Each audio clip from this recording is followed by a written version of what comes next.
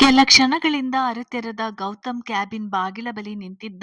ಸುಹಾನನ ಮನಸ್ಥಿತಿ, ಅತಿರೇಕದ ಭಾವನೆಗಳು ಅವಳ ಆಲೋಚನೆಗೂ ಮೀರಿ ಬೆಳೆದಿತ್ತು. ಗೌತಮ್ ಚಂದಳನನ್ನು ದೂರ ಸರಿಸದೆ ಸುಹಾನನ ನೋಟದಲ್ಲಿದ್ದ ಭಾವ ಅರ್ಥೈಸಿಕೊಂಡು ಚಂದನನ ಬಳಸಿದ ಕೈ ಹಿಂತೆಗೆಯದೆ ಮುಖ ಅವಳಿಗೆ ಕಾಣದಂತೆ ಮತ್ತಷ್ಟು ತನ್ನ ಎದೆಯಲ್ಲಿ ಒದಗಿಸಿಕೊಳ್ಳುತ್ತಾ, ಅಗತ್ಯವಿಲ್ಲದ ಅತಿಥಿ ನೀನು ಎನ್ನುವ ಭಾವನೆ ಕಣ್ಣಲ್ಲಿ ಮೂಡಿಸಿ, ಮುಲಾಜಿಲ್ಲದೆ ಎರಡು ಬೆರಳ ಸನ್ನೆಯಲ್ಲಿ ನೀನು ಹೋಗು ಎನ್ನುವಂತೆ ತೋರಿದ್ದ. ಅದನ್ನು ಸಹಿಸಿಕೊಳ್ಳಲು ಸುಹಾನಗೆ ಸಾಧ್ಯವಿಲ್ಲ ಎನಿಸಿತು. ಕಾಲನ್ನು ನೆಲಕ್ಕೆ ಅಪ್ಪಳಿಸಿ ಅಲ್ಲಿಂದ ಹಲ್ಲು ಕಚ್ಚಿ ನಡೆದವಳು ಬಂದು ಕಾರ್ ಸ್ಟಾರ್ಟ್ ಮಾಡಿದ್ದಳು. ಕಣ್ಣ ಮುಂದೆ ಗೌತಮ್ ಬೆರಳು ತೋರಿ ಹೋಗು ಎನ್ನುವಂತೆ ಸನ್ನೆ ಮಾಡಿದ್ದು ಮೂಡಿ ಬಂದಾಗ ಮುಷ್ಟಿ ಕಟ್ಟಿ ಕಾರಿನ ಡೋರ್ಗೆ ಗುದ್ದಿದವಳ ಮೈಯಲ್ಲಿ ಒಂದು ರೀತಿಯ ಕಂಪನ. ಆ ಹೆಣ್ಣಿನೊಂದಿಗಿನ ಗೌತಮ್ ನಡೆ ನೆನಪಾಗಿತ್ತು. ಆ ಹುಡುಗಿ ಯಾರು? ಗೌತಮ್ ಇಷ್ಟು ಭಾವಾವೇಶಕ್ಕೆ ಒಳಗಾಗುತ್ತಾನ? ಒಂದು ಹೆಣ್ಣನ್ನು ಹೀಗೆ ಬಯಸುತ್ತಾನೆ, ಇಷ್ಟು ರೊಮ್ಯಾಂಟಿಕ್ ಆಗಿ ನಡೆದುಕೊಳ್ಳಬಲ್ಲ ಎಂದು ಊಹಿಸಿರಲೇ ಇಲ್ಲ. ಅವರಿಗೆ ಹೆಣ್ಣಿನ ಜೊತೆ ಹೇಗೆ ವ್ಯವಹರಿಸಬೇಕೆಂದು ಗೊತ್ತೇ ಇಲ್ಲ. ಹಾಗಾಗಿ ನನ್ನಿಂದ ದೂರ ಇದ್ದಾನೆ ಎಂದುಕೊಂಡಿದ್ದೆ. ಆದ್ರೆ ಅವನ ತೋಳು ಸೇರಿದ್ದ ಹುಡುಗಿಯ ನೆನಪಾಗಿತ್ತು. ಯಾರವಳು? ಯಾರವಳು? ಅವನೆಲ್ಲ ಆವೇಶ ನನಗಾಗಿ ಮಾತ್ರ ಇರಬೇಕು. ಅವಳನ್ನು ಉಳಿಸುವುದಿಲ್ಲ. ಗೌತಮ್ ನನ್ನವನು. ಅವನ ಮೇಲೆ ನನಗೆ ಹುಚ್ಚು ಪ್ರೀತಿ ಇದೆ. ನನ್ನಷ್ಟು ಅವನನ್ನು ಯಾರೂ ಪ್ರೀತಿಸುವುದಿಲ್ಲ, ಬಯಸುವುದಿಲ್ಲ. ಅವನೆದುರು ನಿಂತರೆ ಏನೋ ಒಂದು ಸಮಾಧಾನ, ತೃಪ್ತಿ. ನನ್ನ ಹೆಂಡತನದ ಭಾವನೆಗಳು ಗರಿಗೆದರುತ್ತವೆ. ಯಾವ ಗಂಡಸರನ್ನು ನೋಡಿದರೂ ಹೀಗೆ ಅನಿಸುವುದಿಲ್ಲ. ನನ್ನ ಗೌತಮ್ನಂತೆ ಇಲ್ಲ ಅನಿಸಿಬಿಡುತ್ತೆ. ಅವರ ಕಡೆ ಗಮನ ಇರುವುದಿಲ್ಲ. ಒಬ್ಬ ಎದುರಿದ್ದರೂ ಮನ ಇವನ ಬಗ್ಗೆ ಯೋಚಿಸುತ್ತದೆ. ನಮ್ಮಿಬ್ಬರ ನಡುವೆ ಬರುವ ಹುಡುಗಿಯನ್ನು ಖಂಡಿತ ಉಳಿಸೊಳ್ಳ ಯಾರವಳು ಎಂದುಕೊಂಡಾಗ ಅಂದು ಗೌತಮ್ ಮನೆಯಲ್ಲಿ ನೋಡಿದ ಆದ್ರೆ ನೆನಪಾಗಿದ್ದಳು. ಅವಳೇ ಅವಳು. ಅವರ ಮನೆಯಲ್ಲಿ ಇದ್ದಾಗಲೇ ನಾನು ಹುಷಾರಾಗಬೇಕಾಗಿತ್ತು. ತಮ್ಮ ಪ್ರೀತಿಸ್ತಿರುವ ಹುಡುಗಿ ಎಂದುಕೊಂಡು ಬಿಟ್ಟದ್ದು ತಪ್ಪಾಯಿತು. ಹೌದು, ಅವಳನ್ನು ಗಮನಿಸಿ ನೋಡಿದೆ. ಅಂದು ತೀರ ಸಾಧಾರಣ ಹುಡುಗಿ ಎನಿಸಿದಳು. ನನ್ನ ಅಂದದ ಮುಂದೆ ಅವಳೇನು ಅಲ್ಲ ಎನ್ನುವ ಭಾವನೆ ಬಂದಿತ್ತು. ಹಾಗಾಗಿ ಹೆಚ್ಚು ಪ್ರಾಮುಖ್ಯತೆ ಕೊಡ್ಲಿಲ್ಲ. ಆ ಹುಡುಗಿ ಇಲ್ಲ ಎಂದುಕೊಂಡರೆ ನಿನಗೆ ನಾನೇ ಆಯ್ಕೆ ಆಗುತ್ತೇನೆ ಗೌತಮ್. ನಿನ್ನನ್ನು ಬಿಟ್ಟು ಕೊಡುವ ಮನಸ್ಸಿಲ್ಲ, ಮಾತಿಲ್ಲ. ದೃಢ ನಿಶ್ಚಯ ಮಾಡಿದ ಮೇಲೆ ನೆಮ್ಮದಿ ಎನಿಸಿತು. ಗೌತಮ್, ಸುಹಾನ್ ಇಲ್ಲಿಗೆ ಬರಬಾರ್ದಿತ್ತು. ತಮ್ಮಿಬ್ಬರನ್ನು ಹೀಗೆ ನೋಡಿದ್ದು ಸರಿ ಎನಿಸುತ್ತಿಲ್ಲ. ಅವಳ ಕೆಲವೊಂದು ಇಲ್ಲೀಗಲ್ ಬಿಸ್ನೆಸ್ ಬಗ್ಗೆ ಈಗಷ್ಟೇ ತಿಳಿಯುತ್ತಿದೆ. ಅಂದುಕೊಂಡಷ್ಟು ಸೀದಾ ಸಾದ ಇಲ್ಲ. ನನ್ನ ಬಗ್ಗೆ ತುಂಬಾ ತಲೆ ಕೆಡಿಸಿಕೊಂಡಿದ್ದಾಳೆ. ಆದ್ರೆ ಇವಳ ಮುಖ ನೋಡ್ಲಿಲ್ಲ. ಹಾಗಂತ ಇನ್ನೆಷ್ಟು ದಿನ ಬಚ್ಚಿಡಲು ಸಾಧ್ಯ ಇಲ್ಲ. ಮದುವೆವರೆಗೆ ಇವಳು ಅವಳ ಕಣ್ಣಿಗೆ ಬೀಳ್ಬಾರ್ದು. ಯಾಕೆಂದ್ರೆ ಈಗ ಕಾಲೇಜ್ಗೆ ದೊಡ್ಡಮ್ಮನ ಜೊತೆ ಎಂದು ಅಲ್ಲಿ ಇಲ್ಲಿ ಓಡಾಡುತ್ತಿರುತ್ತಾಳೆ. ಇನ್ನು 3 ತಿಂಗಳು ಮದುವೆಯನ್ನು ಮುಗಿದು ಬಿಟ್ಟರೆ ಇವಳು ನನ್ನ ಮನೆಯಲ್ಲಿ ಸುರಕ್ಷಿತ. ಹೊರಗೆ ಹೋದರೆ ನಾನೇ ಜೊತೆಗೆ ಇರುತ್ತೇನಲ್ವಾ? ಈಗ ಒಂಟಿಯಾಗಿ ಇವಳನ್ನು ನೋಡುವ ರೀತಿಯೇ ಬೇರೆ. ಹಗುರವಾಗಿ ತೆಗೆದುಕೊಳ್ಳುತ್ತಾಳೆ. ಮದುವೆಯ ನಂತರ ಗೌತಮ್ ವರ್ಮನ ಹೆಂಡತಿಯನ್ನು ಹಗುರವಾಗಿ ತೆಗೆದುಕೊಳ್ಳುವ ದುಸ್ಸಾಹಸ ಮಾಡಲಾರಳು ಎಂದುಕೊಂಡವನು ಬಿಕ್ಕುವಿಕೆಯಲ್ಲ, ನಿಂತು ನೆಮ್ಮದಿಯಾಗಿ ತನ್ನೆದೆಗೆ ಹೊರಗಿದ್ದವಳ ನೋಡಿ ಇವಳ ಬಗ್ಗೆ ಗೊತ್ತಿದ್ದು ಈ 3 ದಿನ ಇವಳನ್ನು ಹಾಗೆ ನಡೆಸಿಕೊಳ್ಳಬಾರದಿತ್ತು. ಏನಾಗಿತ್ತು ನನಗೆ? ಇನ್ನು ಮೇಲೆ ಯಾವುದೇ ಕಾರಣಕ್ಕೂ ಇವಳ ಮೇಲೆ ಕೋಪ ಮಾಡಿಕೊಳ್ಬಾರ್ದು ಎಂದುಕೊಂಡವನು ಇನ್ಮೇಲೆ ನಿನ್ನ ಬಳಿ ಕೋಪದಿಂದ ನಡೆದುಕೊಳ್ಳಲ್ಲ ಹೇಳುತ್ತಾ ತಲೆ ನೆವರಿಸಿದ. ಹೌದಾ? ಮೆಲುನಗೆಯೊಂದಿಗೆ ಕೇಳಿದವಳು ಮತ್ತೆ ಹಾಗೆಯೇ ಹೊರಗಿದ್ದಳು. ಗೌತಮ್ಗೆ ನೆನಪಾದಾಗ ಹೇಗೆ ಬಂದೆ ಇಲ್ಲಿಗೆ ಕೇಳಿದ್ದ. ಚೂರು ಸರಿದವಳು ಆಟೋದಲ್ಲಿ ಬಂದೆ ಎಂದಿದ್ದಳು.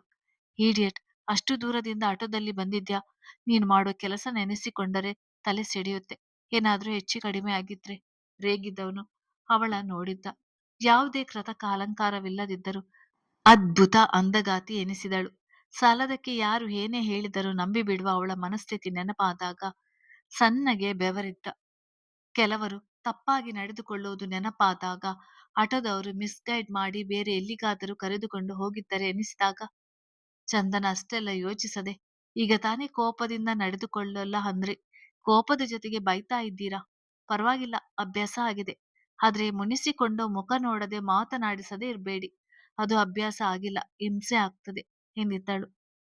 ಗೌತಮ್ ನೀಡಿದಾದ ಉಸಿರನ್ನು ಬಿಟ್ಟವನು, ನಾನು ಬದಲಾಗೊಲ್ಲ, ಇವಳು ಬದಲಾಗೊಲ್ಲ. ಬೇಡ ಬಿಡು, ಎಲ್ಲ ಈಗ ಇರುವಂತೆ ಇರಲಿ ಎಂದುಕೊಂಡವನು. ನೋಡು, ಇಷ್ಟು ದೂರದ ಪ್ರಯಾಣ ಆಟೋದಲ್ಲಿ ಸೇಫ್ ಅಲ್ಲ. ನಿನಗೆ ಹೇಗೆ ಅರ್ಥ ಮಾಡಿಸಲಿ? ಎಲ್ಲರೂ ಒಳ್ಳೆಯವರಾಗಿ ಇರುವುದಿಲ್ಲ. ಬಿಡಿಸಿ ಹೇಳಲಾರದೆ ಹಣೆ ಹೊತ್ತಿಕೊಂಡಿದ್ದ. ಅವನ ಕೈಯನ್ನು ಹಣೆಯಿಂದ ತೆಗೆದವಳು, ನಾನು ಒಬ್ಬಳೇ ಬಂದಿಲ್ಲ ಎಂದು ಗೆಳತಿ ಬಂದು ಬಿಟ್ಟು ಹೋದ ಬಗ್ಗೆ ಹೇಳಿದಾಗ ಸ್ವಲ್ಪ ಸಮಾಧಾನಗೊಂಡವನು, ನೀನು ನನ್ನ ಜವಾಬ್ದಾರಿ. ಇನ್ಮೇಲೆ ಎಲ್ಲಿಗೆ ಹೋಗಬೇಕೆಂದರೂ ಹೇಳು, ನಾನೇ ಕರೆದುಕೊಂಡು ಹೋಗುತ್ತೇನೆ. ಹೇಳಿ ಹಣೆಗೆ ಮುತ್ತಿಟ್ಟು ಸಮಯ ನೋಡಿದವನು, ಊಟ ಮಾಡಿದ್ಯಾ ಕೇಳಿದ. ಇಲ್ಲ, ಇಂದು ಬಾಕ್ಸ್ ಕೂಡ ತರಲಿಲ್ಲ ಎಂದಿದ್ದಳು. ಮೊಬೈಲ್ ತೆಗೆದು 2 ಊಟಕ್ಕೆ ಆರ್ಡರ್ ಮಾಡಿದ. ಈಗ ಚಂದನ ಅವನ ಕ್ಯಾಬಿನ್ನ ಸುತ್ತ ನೋಡುತ್ತಾ, ಹಾಗೆ ಆಫೀಸ್ನ ಹೊರಗಿನ ಆವರಣ, ಅಲ್ಲಿದ್ದ ಇಂಟೀರಿಯರ್ ನೆನಪಾದಾಗ ಚೆನ್ನಾಗಿತ್ತು ಎಂದಿದ್ದಳು. ಹೌದಾ, ಹೇಳುತ್ತಾ ಹೋಗಿ ಕ್ಯಾಬಿನ್ ಬಾಗಿಲು ಲಾಕ್ ಮಾಡಿ ಬಂದವನು, ಇಲ್ಲಿ ಕೊಟ್ಟಿದ್ದ ಅಥವಾ ಇಲ್ಲಿ ಕೊಟ್ಟಿದ್ದ ಕೇಳುತ್ತಾ ಗಾಢವಾಗಿ ಭುಜಕ್ಕೆ ತುಟಿ ಹೂರಿದ್ದ. ಮೊದಲ ಬಾರಿ ಅವಳಾಗಿ ಬಾಯ್ಬಿಟ್ಟು ಚೆನ್ನಾಗಿತ್ತು ಎಂದು ಹೇಳಿದ್ದು ಕೇಳಿ ಒಂದು ರೀತಿ ಮತ್ತು ಆವರಿಸಿದಂತೆ ಎನಿಸಿದಾಗ, ಆಗಲೇ ಮುಂದೆ ಸಾಗಲು ನೋಡಿದವನ ತಡೆಯುತ್ತಾ, ನಾನಿದರ ಬಗ್ಗೆ ಹೇಳಲಿಲ್ಲ, ಹೊರಗಿನ ಇಂಟೀರಿಯರ್ ಬಗ್ಗೆ ನೆನಪಾಯಿತು, ಹಾಗೆ ಹೇಳಿದೆ ಎಂದಿದ್ದಳು. ಒಂದೆಜ್ಜೆ ಹಿಂದೆ ಸರಿದು, ಕರ್ಮ, ನೀನು ಒಂದು ಮಾತು ಹೇಳಿದ್ರೆ ನಾನು ಅದನ್ನು 10 ರೀತಿ ಯೋಚಿಸ್ಬೇಕೇನು, ಬಾ ಎನ್ನುತ್ತಾ ಕ್ಯಾಬಿನ್ಗೆ ಅಟ್ಯಾಚ್ ಆಗಿದ್ದ ತನ್ನ ಪರ್ಸನಲ್ ಕೋಣೆಗೆ ಕರೆದುಕೊಂಡು ಹೋಗಿದ್ದ. ಇದ್ದಿದ್ದು ಸೋಫಾ, ಅದರ ಎದುರು ಗುಂಡನೆ ಟೇಬಲ್, 4 ಕುರ್ಚಿ, ಅದಕ್ಕೆ ಹೊಂದಿಕೊಂಡಿದ್ದ ವಾಶ್ರೂಮ್. ನೋಡುತ್ತಾ ನಿಂತವಳಿಗೆ ಹೋಗಿ ಫ್ರೆಶ್ ಆಗು, ಊಟ ತರ್ತೀನಿ ಹೇಳಿ ನಡೆದಿದ್ದ. ಎಲ್ಲವನ್ನು ನೋಡಿದ ಚಂದನ ಇದ್ದಕ್ಕಿದ್ದಾಗೆ ಮಂಕಾಗಿದ್ದಳು. ಸ್ವಲ್ಪ ಸಮಯಕ್ಕೆಲ್ಲ ಬಂದ ಗೌತಮ್ ಅವಳನ್ನು ತನ್ನ ಪಕ್ಕವೇ ಕೂರಿಸಿಕೊಂಡು ತಾನೇ ಬಡಿಸಿ, ಏನು ಇಷ್ಟೊಂದು ಯೋಚಿಸ್ತಾ ಇದ್ಯಾ, ಎಲ್ಲಾ ಮರೆತು ಊಟ ಮಾಡು ಎಂದಿದ್ದ. ಅವನತ್ತ ನೋಡಿ ಹಾಗೆ ಕುಳಿತಳು. ಏನಾಯ್ತು ಇವಳಿಗೆ, ಮತ್ತೆ ಈ ಪುಟ್ಟ ತಲೆಗೆ ಮತ್ತೆ ಯಾವ ಅದ್ಭುತ ಪ್ರಶ್ನೆ ಬಂದು ಹೊಕ್ಕಿದೆಯೋ ಹೇಳಿಕೊಂಡು ತಾನೇ ತುತ್ತು ಅವನ ಬಾಯಿ ಕಡೆ ಹಿಡಿದಿದ್ದ. ಹೆಚ್ಚು ಹೇಳಿಸಿಕೊಳ್ಳದೆ ತಿಂದಿದ್ದಳು. ಒಂದು ರೀತಿ ಗೌತಮ್ಗೆ ನಿಶ್ಚಿಂತೆ ಎನಿಸಿತು. ಯಾರಾದರೂ ಗಮನಿಸಿದರೆ ಎನ್ನುವ ಅನಿಸಿಕೆಗಳು ಬೇರೇನು ಮನಸ್ಸಿಗೆ ಬರಲಿಲ್ಲ. ನಿಶ್ಚಿಂತೆ, ತೃಪ್ತಿ ಗಮನಕ್ಕೆ ಬಂದಿತ್ತು. ಸಾಕು ಎಂದರೂ ಬಿಡದೆ ಬಲವಂತವಾಗಿ ಊಟ ಮಾಡಿಸಿದ್ದ. ಚಂದನ, ಈ ತರ ಊಟ ಮಾಡಿ ತುಂಬಾ ದಿನಗಳಾಗಿತ್ತು, ಊಟದ ಮುಂದೆ ಕುಳಿತರೂ ಸಂಕಟವಾಗುತ್ತಿತ್ತು ಎಂದಿದ್ದಳು. ಅದನ್ನೆಲ್ಲ ಮರೆತು ಬಿಡು ಎಂದೇನಲ್ಲ ಹೇಳುತ್ತಾ ಬಾಯಿ ಹೊರಸಿ ನೀರು ಕುಡಿ ಎಂದವನು ಅವಳ ಜೊತೆಗೆ ತಾನು ಊಟ ಮಾಡಿದ್ದ ಕಾರಣ ಕೈ ತೊಳೆದು ಅವಳ ಮಡಿಲಲ್ಲಿ ತಲೆಯಿಟ್ಟು ಮಲಗಿದ.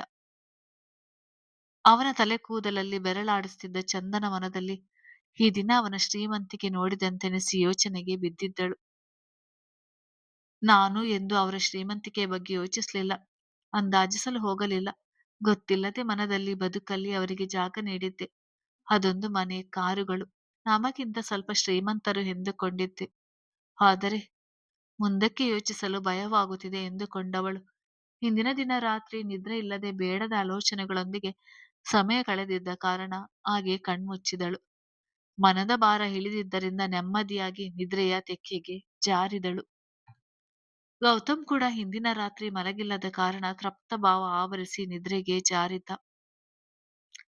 ಇತ್ತ ರಿಸೆಪ್ಷನಿಸ್ಟ್ ಮನದಲ್ಲಿ ಬೇಡವೆಂದುಕೊಂಡರೂ ಏನೇನೋ ಯೋಚನೆಗಳು. 3 ವರ್ಷದಿಂದ ಅಲ್ಲಿ ಕೆಲಸ ಮಾಡುತ್ತಿದ್ದವಳು, ಹೆಚ್ಚು ಕಡಿಮೆ ಅವನ ಬಗ್ಗೆ ಬಲ್ಲವಳಾಗಿದ್ದಳು. ಸರ್ನನ್ನು ಒಂದು ಹುಡುಗಿ ಕೇಳಿಕೊಂಡು ಬರುವುದೆಂದರೇನು, ಇಷ್ಟು ಸಮಯ ಅವರ ಕ್ಯಾಬಿನ್ನಲ್ಲಿ ಉಳಿಯುವುದೆಂದರೇನು, ಊಟ ಬೇರೆ ತರಿಸಿಕೊಂಡಿದ್ದಾರೆ. ಸಾಲದಕ್ಕೆ ಅವಳ ಬಟ್ಟೆ ನೋಡಿದರೆ ಅಂತ ಹೈ ಸೊಸೈಟಿ ಹುಡುಗಿ ಅಲ್ಲ, ಸಾಧಾರಣ ಕುಟುಂಬದ ಹುಡುಗಿ ಎನಿಸುತ್ತದೆ. ಆದರೆ ಮುಖ ಲಕ್ಷಣ ಎನಿಸಿದಾಗ ತಿದ್ದಿದ ಗೊಂಬೆಯಾಗಿದ್ದಳು. ಆದರೂ ಇವಳಿಗಿಂತ ಚೆನ್ನಾಗಿರುವ ಹುಡುಗಿಯರಿಲ್ವೇ, ಇವಳಲ್ಲಿ ಏನು ವಿಶೇಷ, ಏನು ವಿಶೇಷ ಇಲ್ಲದಿದ್ದರೆ ಗೌತಮ್ ಸರ್ ತಾವೇ ಖುದ್ದಾಗಿ ಇಲ್ಲಿಗೆ ಬಂದು ಅವಳ ಕೈ ಹಿಡಿದು ಕರೆದುಕೊಂಡು ಹೋಗುತ್ತಿರಲಿಲ್ಲ. ಸಾಲದಕ್ಕೆ ಅವಳು ಯಾವಾಗ ಬಂದರೂ ನೇರವಾಗಿ ಕ್ಯಾಬಿನ್ಗೆ ಕಳಿಸು ಎಂದಿದ್ದಾರೆ. ಇಬ್ಬರ ನಡುವೆ ಏನಿರಬಹುದು, ಸಂಬಂಧಿಗಳ ನಾನಾ ರೀತಿ ಯೋಚಿಸಲು ಶುರು ಮಾಡಿದಳು. ಮೊದಲಿಗೆ ತಾನೇ ಎಚ್ಚರಗೊಂಡ ಗೌತಮ್ ಸಮಯ ನೋಡುತ್ತಲೇ, ಇದೇನು ಇಷ್ಟೊತ್ತು ಮಲಗಿ ಬಿಟ್ಟಿದ್ದೇನೆ ಎಂದವನ ನೋಟ ಸೋಪಕ್ಕೆ ಹೊರಗಿ ನಿದ್ದೆಗೆ ಹೋಗಿದ್ದವಳ ಕಡೆಗಿತ್ತು. ಅವಳ ರೂಮಿನ ಲೈಟ್ ರಾತ್ರಿ ಪೂರ್ತಿ ಹುರಿಯುತ್ತಿತ್ತು. ಅವಳು ರಾತ್ರಿ ನಿದ್ದೆ ಮಾಡಲಿಲ್ಲ ಎನಿಸುತ್ತೆ, ಇನ್ನು ಸ್ವಲ್ಪ ಹೊತ್ತು ಮಲಗಿರಲಿ. ಆದ್ರೆ ಕತ್ತು ನೋವು ಬಂದರೆ ಕಷ್ಟ, ಮುಟ್ಟಿದರೆ ಎಚ್ಚರವಾಗಿ ಬಿಡುತ್ತಾಳೆ ಎಂದುಕೊಂಡವನು ಇನ್ನು ಸ್ವಲ್ಪ ಸಮಯ ಮಲಗಲಿ ಎನಿಸಿ ತನ್ನನ್ನು ಆಳವಾಗಿ ಏನು ಕೇಳುವುದಿಲ್ಲ ಎಂದು ನೆನಪಾಗುತ್ತಲೇ, ಅವಳಿಗೆ ಕೇಕ್ ಅಂದ್ರೆ ಇಷ್ಟ ಎಂದುಕೊಂಡವನು ಮೊಬೈಲ್ನಲ್ಲಿ ಆರ್ಡರ್ ಮಾಡಿ ವಾಶ್ರೂಮ್ ಕಡೆ ನಡೆದಿದ್ದ. ಎಚ್ಚರಗೊಂಡ ಚಂದನ ಒಬ್ಬಳೇ ಇರುವುದು ಅರಿವಾಗಿ ಗಾಬರಿಯಿಂದ ಸುತ್ತಲೂ ನೋಡಲು ಹೊರಬಂದ ಗೌತಮ್, ಯಾಕೆ, ನಾನಿಲ್ಲೇ ಇದ್ದೀನಿ, ಸ್ವಲ್ಪ ಕೆಲಸ ಇದೆ ಮುಗಿಸಿ ಬರ್ತೀನಿ, ರೆಸ್ಟ್ ಮಾಡು ಎಂದಿದ್ದ. ನಾನು ಮನೆಗೆ ಹೊರಡ್ತೀನಿ, ಸಮಯ ಆಗಿದೆ ಹೇಳಿದಳು ಮೊಬೈಲ್ ಕಡೆ ಒಮ್ಮೆ ನೋಡಿ. ನಾನೇ ಕರೆದುಕೊಂಡು ಹೋಗ್ತೀನಿ ಹೇಳುತ್ತಾ ಹೊರಗೆ ನಡೆದಿದ್ದ. ಊಟ ಮಾಡುವ ಸಮಯದಿಂದ ಅವಳ ಮುಖ ಮಂಕಾಗಿದ್ದು ಅವನ ಗಮನಕ್ಕೆ ಬಂದಿತ್ತು. ಇಂದು ಏನನ್ನು ಕೇಳುವುದು ಬೇಡ, ನಾಳೆ ಕೇಳಿದ್ರೆ ಆಯ್ತು. ಈಗ ತಾನೇ ಎಲ್ಲ ಸರಿ ಹೋಗಿದೆ ಹೇಳಿಕೊಂಡೇ ಹೊರಗೆ ನಡೆದಿದ್ದ. ಅವನ ಕೆಲಸ ಮುಗಿಯುತ್ತಲೇ ಆರ್ಡರ್ ಮಾಡಿದ್ದ ಕೇಕ್ ಬಂದಿತ್ತು. ಬಾಗಿಲ ಸದ್ದಿಗೆ ತಿರುಗಿ ನೋಡಿದಳು. ಬಂದ ಗೌತಮ್ ಅವಳ ಕೈಗೆ ಕೇಕ್ ಬಾಕ್ಸ್ ಕೊಟ್ಟವನು. ತಗೋ ತಿನ್ನು ಎಂದಿದ್ದ. ಈಗ ಬೇಡ, ಮನೆಗೆ ಹೋದ್ಮೇಲೆ ತಿಂತೀನಿ ಎಂದವಳ ಧ್ವನಿ ಗಮನಿಸಿ, ಅಂದರೆ ಮನಸ್ಸಲ್ಲಿ ಇನ್ನೂ ಏನೋ ಇದೆ ಎನ್ನುವುದು ಸ್ಪಷ್ಟವಾಗಿತ್ತು. ಕಾರು ವೆಂಕಟಾದ್ರಿಯ ಮುಂದೆ ನಿಂತಾಗ ದೀಪಾಂಜಲಿಗೆ ಬರ್ತೀಯಾ ಕೇಳಿದ್ದ. ಬೇಡ, ಈಗಾಗಲೇ ತುಂಬಾ ಸಮಯ ಆಗಿದೆ. ದೊಡ್ಡಮ್ಮ ಇಂದು ಲಗ್ನ ಪತ್ರಿಕೆಗಳನ್ನು ದೇವಸ್ಥಾನಕ್ಕೆ ಕೊಟ್ಟು ಪೂಜೆ ಮಾಡಿಸಿಕೊಂಡು ಬರ್ಬೇಕು, ಬೇಗ ಎಂದು ಹೇಳಿದ್ದರು. ಹೇಳುತ್ತಾ ಇಳಿಯಲು ಹೋದವಳ ತಡೆದು, ಮತ್ತೆ ಯಾವಾಗ ಸಿಗ್ತೀಯಾ? ಯಾಕೆ ಮನೆಗೆ ಮೊದಲಿನಂತೆ ಬರುತ್ತಿಲ್ಲ? ನಿನ್ನ ಮನೆ ಎನ್ನುವ ನೆನಪಿರಲಿ. ನಾಳೆ ಮನೆಗೆ ಬರ್ತೀನಿ ಹೇಳುತ್ತಿದ್ದವಳ ಕೈ ಹಿಡಿದು ಮುತ್ತಿಟ್ಟು, ನನ್ನ ಬಗ್ಗೆ ಮಾತ್ರ ಯೋಚಿಸು. ನಿನ್ನ ಬಗ್ಗೆ ಬೇರೆಯವರ ಬಗ್ಗೆ ಯೋಚಿಸುವುದಕ್ಕೆ ಹೋಗ್ಬೇಡ. ನಾಳೆ ಕಾಲೇಜ್ ಬಳಿ ಬರ್ತೀನಿ. ಆಫೀಸ್ಗೆ ನಾನೇ ಕರೆದುಕೊಂಡು ಹೋಗ್ತೀನಿ ಎಂದಿದ್ದ. ಮನೆಗಿಂತ ಅಲ್ಲಾದರೆ ತಮ್ಮಿಬ್ಬರಿಗೆ ಸಮಯ ಸಿಗುತ್ತದೆ ಎನ್ನುವ ಕಾರಣದಿಂದ. ಚಂದನ ಮುಖದಲ್ಲಿ ನಗುವಿನ ಜೊತೆಗೆ ನಾಚಿಕೆ ಬೆರೆತಿತ್ತು. ಗೌತಮ್ ಇಂದು ನಡೆದುಕೊಂಡ ರೀತಿ ನೆನಪಾದಾಗ ಒಂದು ವಿಷಯ ಹೇಳ್ಬೇಕಾಗಿತ್ತು ಎಂದಿದ್ದಳು. ಹೇಳು, ಏನದು ಎಂದಿದ್ದ. ಅದು ಅದು ಸರಿಯಾಗಿ ಹೇಳುವುದಕ್ಕೆ ಬರ್ತಾ ಇಲ್ಲ. ನಿಮ್ಮನ್ನು ಬಿಟ್ಟು ಬೇರೆ ಏನನ್ನು ಗಮನಿಸ್ಲಿಲ್ಲ ಹೇಳಿ ನಡೆದಿದ್ದಳು. ಗೌತಮ್ ಅರ್ಥವಾಗದ ಮುಖ ನೋಡಿ, ನಾಳೆ ಕೇಳಿದ್ರೆ ಆಯ್ತು, ಇವಳು ಒಂದು ಬಾರಿ ಹೇಳುವುದು ಎಲ್ಲಿ ಅರ್ಥವಾಗುತ್ತೆ ಎಂದು ಯೋಚಿಸಿಕೊಂಡೇ ದೀಪಾಂಜಲಿಯ ಕಾಂಪೌಂಡ್ ಒಳಗೆ ಕಾರು ಮುನ್ನಡೆಸಿದ. ಇಡೀ ರಾತ್ರಿ ನಿದ್ರೆ ಮಾಡದೆ ಸಮಯ ಕಳೆದಿದ್ದ ಸುಹಾನ ಬೆಳಿಗ್ಗೆ ಆಗುತ್ತಲೇ ಬೇಗ ಬೇಗ ರೆಡಿ ಆದವಳು. ಕೆಲಸದವರ ಕೈ ಕೆಳಗೆ ಶಾಲೆಗೆ ರೆಡಿಯಾಗುತ್ತಿದ್ದ ಮಕ್ಕಳಿಗೆ ಕೈ ಬೀಸಿ ಹೊರಗೆ ನಡೆದಿದ್ದಳು. ಗೌತಮ್ ಇನ್ನೂ ಆಫೀಸ್ಗೆ ಹೋಗಿರುವುದಿಲ್ಲ ಎಂದುಕೊಂಡು ಅವನ ಮನೆಯ ದಾರಿಗೆ ಕಾರನ್ನು ತಿರುಗಿಸಿದಳು. ಗೌತಮ್ ಕಾರು ಗೇಟಿನಿಂದ ಹೊರಗೆ ಬರುವುದಕ್ಕೂ ಆದ್ರೆ ತನ್ನ ಮನೆಯಿಂದ ಹೊರಗೆ ಬಂದು ಕ್ಯಾಬ್ಗಾಗಿ ಕಾಯುತ್ತಾ ನಿಲ್ಲುವುದಕ್ಕೂ ಒಂದೇ ಸಮಯವಾಗಿತ್ತು. ಗೌತಮ್ಗೆ ಇಂದಿನ ದಿನ ಚಂದನ ಮುಖದಲ್ಲಿ ಇನ್ನೂ ಉಳಿದಿದ್ದ ಪ್ರಶ್ನೆ ನೆನಪಾದಾಗ ಕಾರನ್ನು ಅವಳ ಬಳಿಗೆ ತಂದು ನಿಲ್ಲಿಸಿದವನು. ನಿನ್ನ ತಂಗಿಗೆ ಸರಿಯಾಗಿ ಸ್ಪಷ್ಟವಾಗಿ ವಿಷಯ ತಿಳಿಸಿದ್ಯಾ? ಯಾವ ಅನುಮಾನವನ್ನು ಉಳಿಸಿಲ್ಲ ತಾನೆ ಕೇಳಿದ್ದ. ಆದ್ರಿಗೆ ಅವನ ನೋಡುತ್ತಲೇ ಭಯವಾದರೂ ತನ್ನ ಮನೆಯ ಮುಂದೆ ಇರುವ ಕಾರಣ ಧೈರ್ಯದಿಂದ, ಇಲ್ಲ, ಎಲ್ಲವನ್ನು ಸ್ಪಷ್ಟವಾಗಿ ಹೇಳಿದ್ದೀನಿ ಎಂದಿದ್ದಳು. ಗೌತಮ್, ನೀನು ಆ ರೀತಿ ಹೇಳಲು ಕಾರಣ ಏನು? ನಿಜ ಹೇಳು ಎಂದಿದ್ದ. ಅದೊಂದು ಮಿಸ್ಅಂಡರ್ಸ್ಟ್ಯಾಂಡಿಂಗ್. ಅದು ಸುಮ್ಮನೆ ಫ್ರೆಂಡ್ಸ್ಗಳು ನನಗೆ ಹಾಗೆ ಹೇಳಿ ರೇಗಿಸಿದಾಗ ಅದನ್ನೇ ಇವಳಿಗೂ ಹೇಳಿದೆ. ಆದ್ರೆ ಇವಳು ನಿಜ ಎಂದುಕೊಂಡು ನಿಮ್ಮನ್ನು ಕೇಳುತ್ತಾಳೆ ಎಂದುಕೊಂಡಿರ್ಲಿಲ್ಲ ಎಂದಿದ್ದಳು. ಅವಳ ಮುಖದಲ್ಲಿ ಭಯ ಸ್ಪಷ್ಟವಾಗಿ ಕಂಡಿದ್ದು. ಹಾಗೆ ನಿಜ ಹೇಳುತ್ತಿದ್ದರೂ ಏನೋ ಮರೆಮಾಚುತ್ತಿದ್ದಾಳೆ ಎನ್ನುವ ಭಾವನೆ. ಗೌತಮ್ ಹಾದ್ರಿ ಮುಂದೆ ಕಾರು ನಿಲ್ಲಿಸುತ್ತಲೇ ಸುಹಾನ ಕಾರ್ ಬಂದು ಅವನ ಕಾರಿನ ಹಿಂದೆ ಸ್ವಲ್ಪ ದೂರಕ್ಕೆ ನಿಂತಿತ್ತು. ಗೌತಮ್ ಹಾಗೂ ಆದ್ರಿ ಮಾತನಾಡುತ್ತಿರುವುದು ನೋಡಿದವಳು, ನನ್ನ ಅನಿಸಿಕೆ ನಿಜ, ಇದೇ ಹುಡುಗಿ ಎನ್ನೋ ನಿರ್ಧಾರಕ್ಕೆ ಬಂದಿದ್ದಳು. ಇವಳಲ್ಲಿ ಏನು ಕಂಡು ಅಷ್ಟು ಮೋಹಗೊಂಡಿದ್ದಾನೆ? ಒಂದು ವೇಳೆ ರಾಜು ಅವರ ಆಸ್ತಿ ನೋಡಿ ಇರಬಹುದಾ? ಅವರಿಗೆ ಹೇಗೋ ಗಂಡು ಮಕ್ಕಳಿಲ್ಲ, ಎಲ್ಲ ತನಗೆ ಸಿಗುತ್ತದೆ ಎಂದು.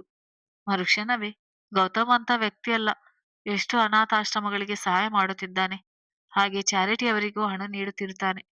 ಬೇರೆ ಏನೋ ಕಾರಣ ಇದೆ, ಏನಾದ್ರೂ ಆಗಿರಲಿ, ಇಂದು ಮಾತನಾಡಬೇಕು ಎಂದು ಯೋಚಿಸುತ್ತಿದ್ದವಳು ಗುಡ್ ಮಾರ್ನಿಂಗ್ ಎಂಬ ದನಿಗೆ ತಲೆ ಎತ್ತಿ ನೋಡಿದಳು.